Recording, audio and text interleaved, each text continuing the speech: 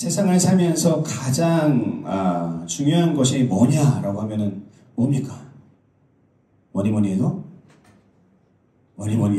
머니. 네, 돈이 제일 중요하다라고 세상은 분명하게 이야기합니다. 통계도 그렇고요. 여러분, 돈은 무섭습니다. 그죠? 돈이 무서워요. 돈 때문에 사람을 죽이기도 하죠. 그죠? 그런 일이 많잖아요.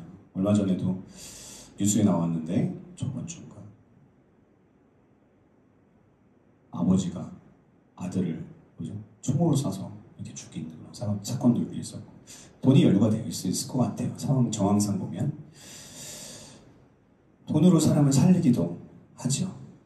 선교하고, 우리가 교회에서 어떤 구제하는 사역이나, 또 어려운 지역에, 전쟁이 있는 지역에 저희가 이렇게 헌금하기도 했지만, 그런 일들을 통해서 저들이 가장 기초적인 쌀이나 기름이나 뭐 이런 것들을 공급하는 일들을 하니까요. 돈은 정말 힘이 있습니다. 돈은. 하나님을 믿는 사람도 믿지 않는 사람도 돈을 많이 얻기 위해서 굉장히 노력합니다. 돈을 많이 가지고 있고 좋은 차를 타고 좋은 집에 살면 그것이 신앙의 성공인 것처럼 이야기하는 사람들도 많이 있습니다. 우리 크리스천들도요, 마찬가지의 생각들을 가지고 사는 사람들이 많아요. 그래서 자신의 교회를 자랑할 때 1년 예산을 얘기하는 분들이 많아요. 우리 교회 1년 예산이 100억이야. 뭐 이런 얘기들을, 저도 이제 여러 사람들을 많이 만나다 보니까 한국 가면 그런 얘기들을 하고, 자신의 교회의 건물 사이즈를 자랑하고 몇 평인지를 얘기하는, 왜 저 얘기를 나한테 할까? 왜 할까요? 이 정도야. 그죠? 얘기하는 겁니다. 큰 교회를 다니는 사람일수록 더 이렇게 표현을 하는 모습을 볼 수 있어요. 왜? 가졌으니까, 많은 것을. 그것이 개인의 것이 아님에도 불구하고, 그것을 그렇게 세상적으로 자랑을 하는 거예요. 세상에 사는 사람들은요, 말할 것도 없죠. 자녀들이 조금만 잘하면요, 요즘에 우리 아빠 차가 왜 벤츠가 아닐까? 이런 질문들을 한대요. 애기들. 우리 뭐 중고등학교 애들이 아니라, 초등학생들도요, 막 스포츠카, 뭐 화려한 집, 유재석이 얼마를 버네, 이런 것에 관심이 굉장히 많잖아요, 아이들도. 그래서 뭐 존경하는 인물 1위 뭐 하면은 유재석도 항상 껴있고, 그죠? 그러니까 우리 집 화장실은 왜 한 개밖에 없을까? 뭐 이런 거, 그죠?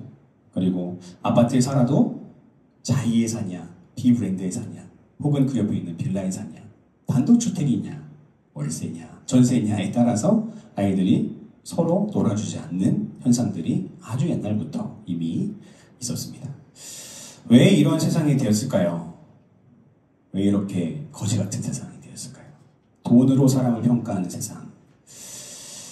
오늘 한 여인이 오늘 말씀에 나옵니다. 저번주에 우리가 말씀 들었듯이 어떤 여인인지 우리 잘 알고 있어요. 자유와 해방의 날을 맞이한 여인이에요. 너무 감사하여 바울과 실라 그리고 누가와 디모데 이 팀들에게 감사하다고, 고맙다고, 행복하다고, 나에게 처음으로 찾아온 자유와 해방, 밤에도 잠 잘 수 있고요. 그리고 이제는 가족들도 찾아서 그들과 함께 할 수 있고요. 나도 이제 제정신으로 사람들과 교제할 수 있는 이제 그런 상황이 된 거예요.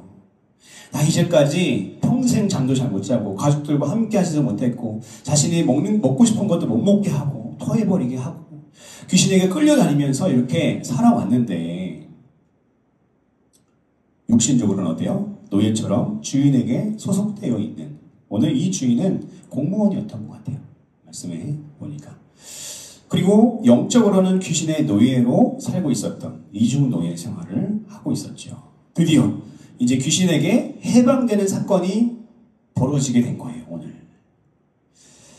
그런데 이 육적인 주인이라는 사람은요, 자기의 수익이 끊어진 것에만 집중합니다. 뭐에만 집중하는 거예요? 돈에만 집중하는 거예요. 우리 삶에 우리가 집중하고 있는 것이 무엇인지 한번 확인해 볼 필요가 있습니다.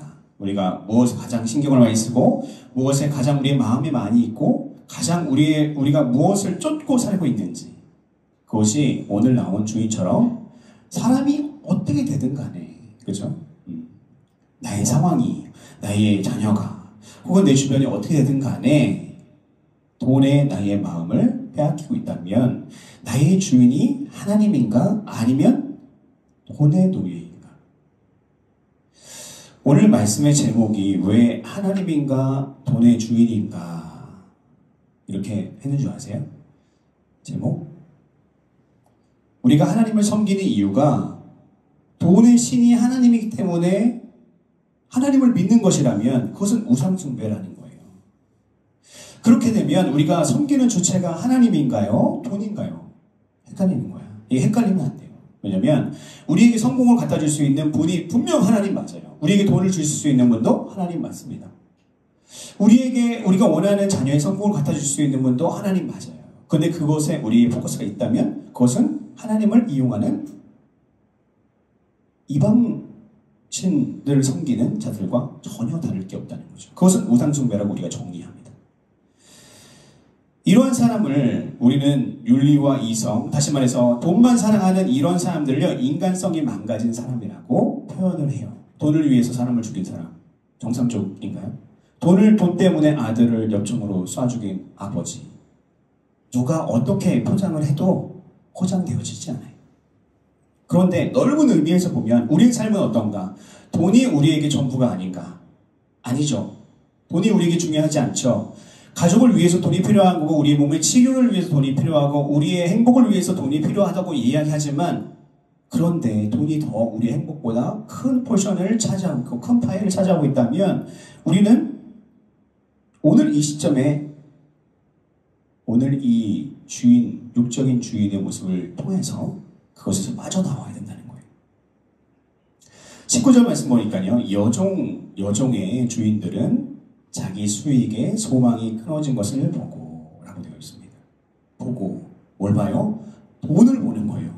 이 여자가 자유로워지고 뭐 이런 거 필요 없다는 거예요. 귀신에 들려가지고 밤에 잠을 못 자고 악소리를 지르고 필요 없어. 그냥 기본적인 음식만 주고 너는 가서 점을 치고 사람들 데리고 오면 점을 치고 그걸 통해서 미래를 잘 마치고 그걸 통해서 나에게 큰 수익을 주는 그런 존재로서만 있어야 돼. 너의 인생, 너의 내가 사람 됨은 필요 없어. 뭘 보는 거예요? 돈을 보는 거예요. 돈만 보는 겁니다. 그리고 나의 돈, 나의 소망, 나의 전부를 끊어버린 누굽니까? 바울과 실라 그리고 이 유대인들을 죽이고 싶은 거예요.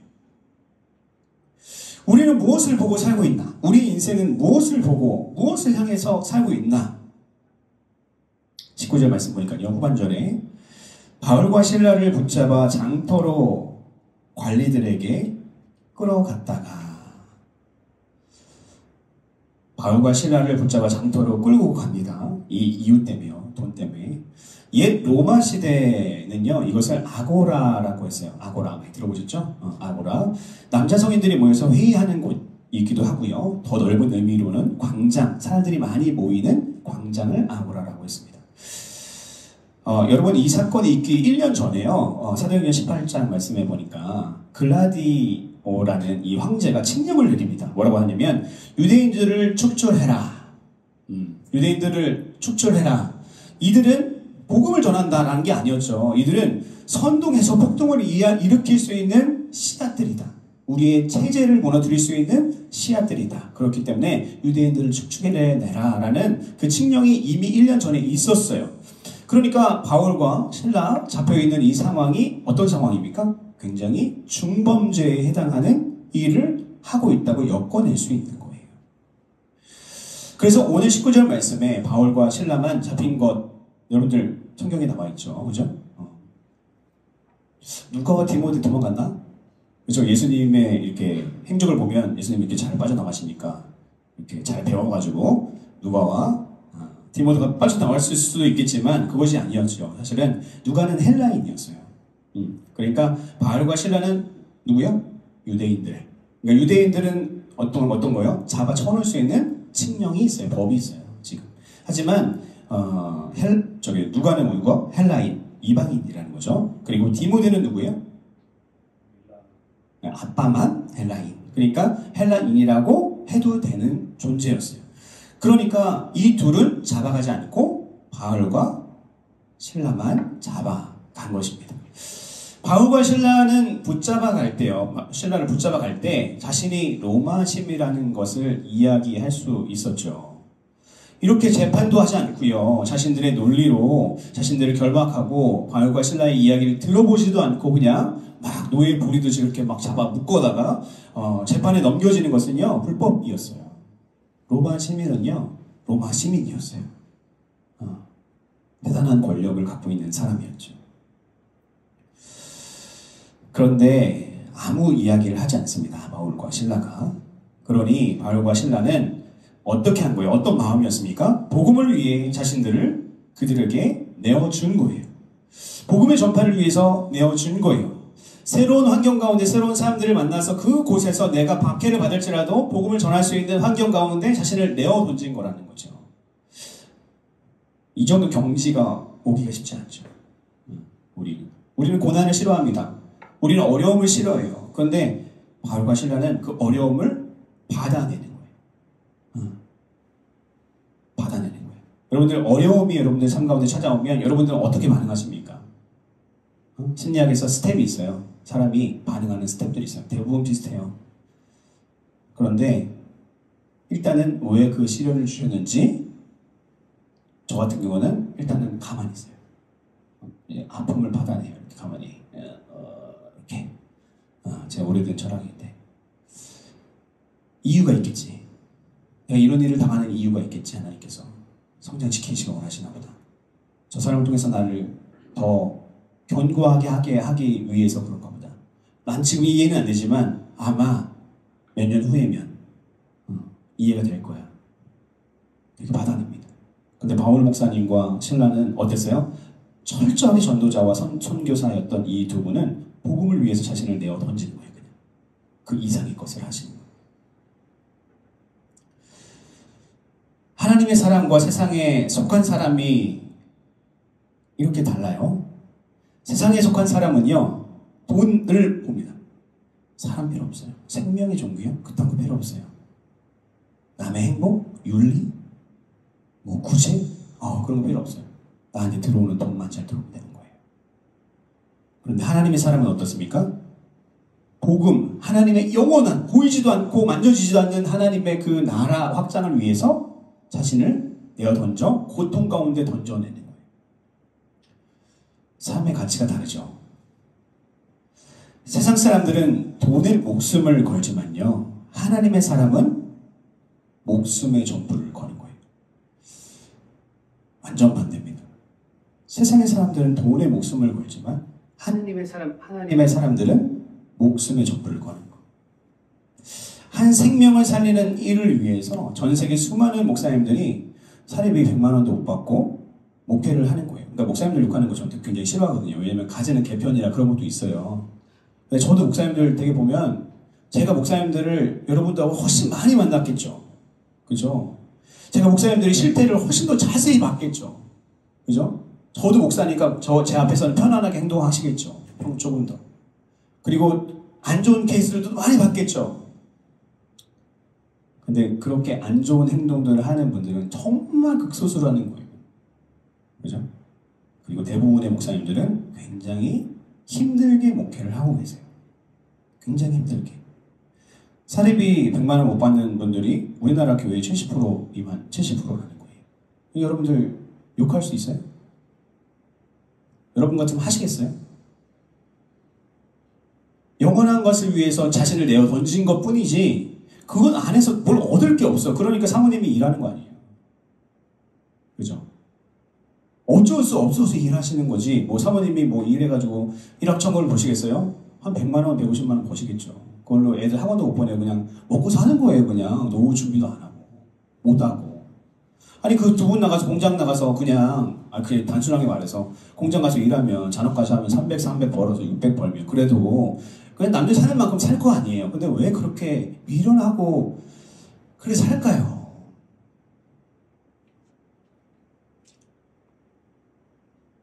사례비를 받아도 아주 기초적인 생활이 되지 않아요. 그런데 이 길을 가시는 목사님들이 정말 많죠. 제 주변에도 너무 많아요. 그래도 성경금을 해요. 저희 교회도 성경금을 하죠. 성경금을 해야 돼요. 선교를 해야 돼요. 전도를 하기 위해서 물질을 써야 돼요. 그래도 교회를 위해서 헌신하는 거예요.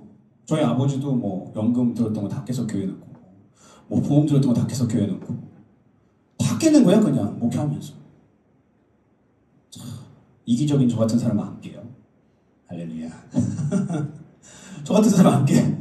우리 아버지같이 이 목숨 걸고 목회하시는 분들이 다 깨는 거예요. 대부분 다 그러세요. 저도 깨요.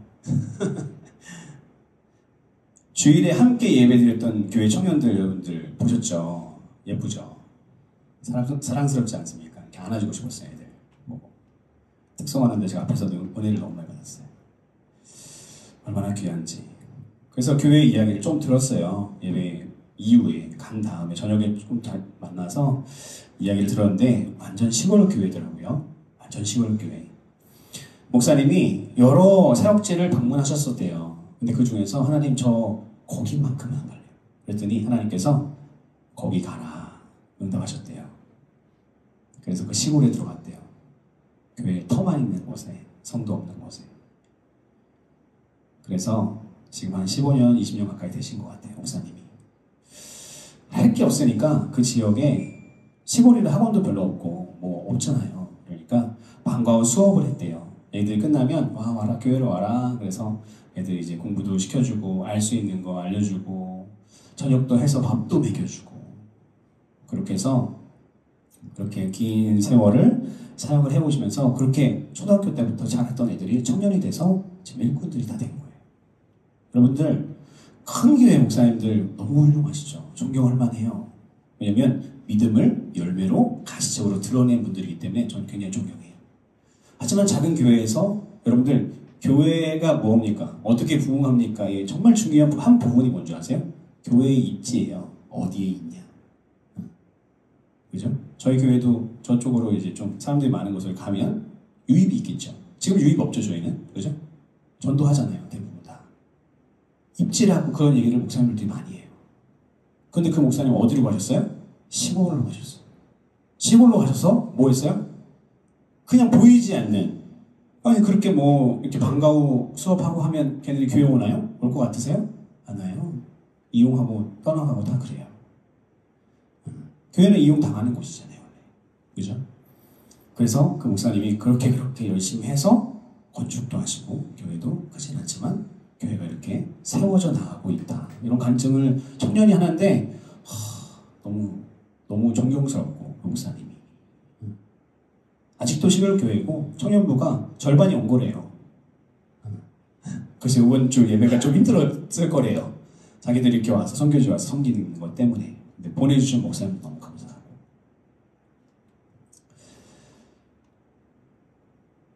여러분들 돈 때문에 성공 때문에 그 목사님이 그곳을 갔을까요?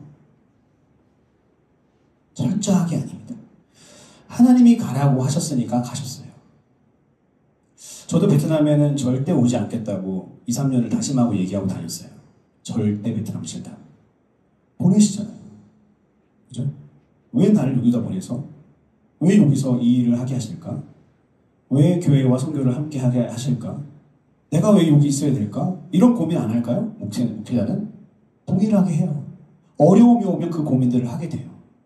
하지만 하나님이 보내셨으니까 하라고 하시면 하는 거죠. 20절 말씀 보니까요. 상관들 앞에 데리고 와서 말하되 이 사람들이 유대인인데 우리의 성을 심히 요란하게 하여 자신의 돈을 벌게 하자 못 벌게 하자 성을 심히 요란하게 충동질하면서 선동하기 시작합니다. 말도 안 되는 말을 막 꾸미기 시작하고요. 이유는 뭐예요? 그냥 돈이에요. 계속 똑같은 얘기예요. 돈입니다. 불법 종교를 설파한다. 그죠? 이 지역의 평화를 교란한다. 우리 체제를 로마 시민들의 체제를 교란해서 지금 1년 전에 내린 칙령을 지키지 못하게 한다. 그러니까 22절 말씀하니까 우리가 일제히 일어나 고발하니 상관들이 옷을 찢어벗기고 매로 치라 명령합니다. 상관들이. 고발한 사람들이 이 외에 모든 사람들이 일제히 함께 일어나서 이 지역에 있는 대부분의 사람들이 광장에서 뭐 하는 거예요? 바울과 실라를 처형하라고 막 소리를 지르는 거예요. 여러분 세상은 이렇습니다. 이 세상에 모순되고 죄성이 가득한 자들이 보면서 우리는 뭐를 느껴야 되냐면 이렇게 살지 말아야겠다. 이런 생각들을 해야 되는 거잖아요. 나는 이 사람들처럼 이 여인이 자유를 얻고 해방을 얻었으면 이제까지 나에게 좋은 것으로 이 사람들은 먹고 놀고 했겠어요? 나름대로 이 사회에서 괜찮은 사람들이었을 거 아니에요. 이 여자가 수익을 줘서 큰 수익을 통해서 자신들이 나눠 가졌을 그 수익이 없어도 만약에 사람 중심의 사람이었으면 이 사람이 귀신에게 자유와 함께 된 것에 기뻐해야 되고 그것에 감사해야 되는데 그러지 않고 뭘 보는 거예요? 돈이 끊어진 것만 보는 거예요. 그리고 또 누굴 죽이려고 하는 거예요? 바울과 실라를 죽이려고 하는 거예요. 법 때문에 칙령을 지키기 위해서 아니었죠. 정확하게는 돈이 끊어져서입니다. 돈이 끊어지면 가족끼리도 삿대질하고 싸우고 소리 지를 수 있는 것이 돈이죠. 가장 가까운 친구도 100만 원 빌려주고 못 받으면 절교하는 게 돈이고, 그죠? 돈 때문에 우리의 세상은 혼란하고 많은 범죄들이 일어나고 그것 때문에 우리는 속고 속이는 그런 삶을 살고 있어요. 그래서 그것을 조심하기 위해서 우리는 수많은 일들을 하기도 합니다. 여러분, 우리는 돈 때문에 이러지 말아야 됩니다. 하나님을 믿어야 됩니다. 하나님이 돈의 주인이시기에 관계하는 어리석음을 범하지 말아야 된다는 거죠. 돈 앞에 비겁하지 말고 하나님의 사람이 되어야 될 줄 믿습니다. 생명을 살리는 자가 되어야 되는데 생명을 살리는 자가 아니라 돈을 갈구하는 사람, 돈을 사모하는 사람이 되면 우리 신앙의 모습이 온전한 것인가? 아까 우리가 오늘 하나님의 말씀의 제목을 다시 한번 봤듯이 우리가 선택하는 것이 하나님인가? 돈의 주인이 하나님이니까 하나님을 선택한 것인가? 둘 다 마찬가지인 것 같지만 아주 극과 극의 이야기를 하는 것입니다. 우리가 우리의 삶을 자랑하고 우리가 우리의 삶 가운데 무엇을 추구하는지 우리 입술을 통해서 다 드러나요. 결국은 말하게 되어 있어요. 내 속에 있는 이야기들. 그 말 가운데 하나님의 사랑과 은혜가 그리고 하나님께서 일하셨다라고 하나님을 위해서라고 우리가 이야기할 수 있는 우리의 삶이 되어야지 내 안에 자꾸만 원망이 있고 내 안에 자꾸만 하나님을 향한 불평이 있고 사람들에 대한 불평이 있고 가족들에 대한 불평이 있으면 그것으로 인해서는 우리가 행복해질 수 없다는 거예요. 결국은 하나님을 신뢰하고 우리가 사람에게 집중할 수 있는 주일날 우리가 말씀받은 것 우리가 기억하시죠? 그 빛은요 하늘의 복음, 천국 복음은요 사람을 비치는 일이에요. 여러분들 우리도 우리의 시각이 무엇을 보는 사람? 사람을 보는, 그죠? 사람을 살리는 그런 우리 지구촌 새생명교회가 되길 주님의 이름으로 축복합니다. 이 시간 기도하겠습니다.